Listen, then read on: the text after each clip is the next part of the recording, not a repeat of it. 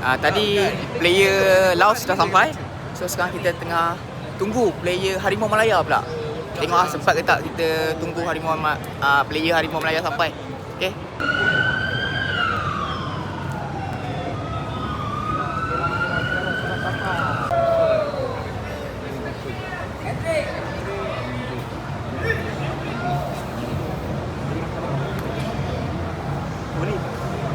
Avero!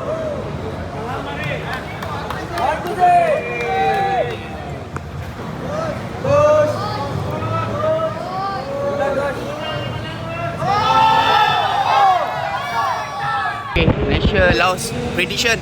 Prediction aku kalau nak ikut kan nak 5-0. 5-0. 5-0 tapi kita kena orang kata apa? Kau pijak dia punya nyata. Ya betul sebab first game tadi pun sebenarnya nampak struggle juga tu kan. 2-0 lah 2-0. 2-0. 2-0. Okey, 2-0 mantap. 2-0 cukup lah.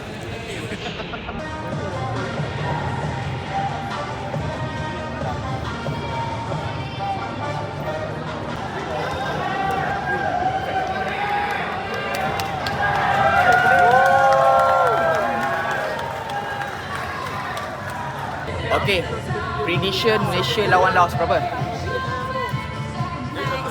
4-1. Kalau saya pula 4-0. Malaysia 4, Laos 0. Okey, ayo Harimau Malaya. Kita tak boleh kasih chance dia.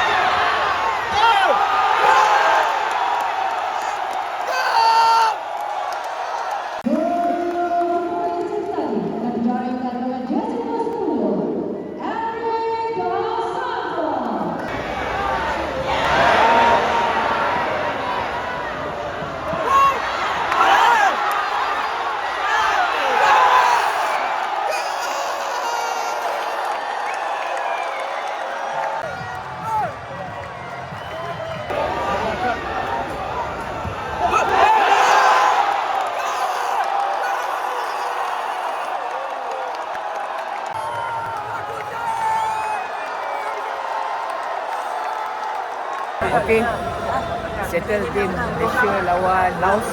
Kita menang 4-0. Prediction saya betul. Lepas ni kita akan berjumpa dengan Thailand pula 1 Ogos dekat away dekat Thailand. Lepas tu kita akan jumpa dengan Filipin dekat home dekat sini lah 8 Ogos. So itu penentu lah, game penentu sama ada kita layak pergi separuh akhir ke tak. Okay. Alhamdulillah hari ni fan turun support 10,000 lebih juga yang datang.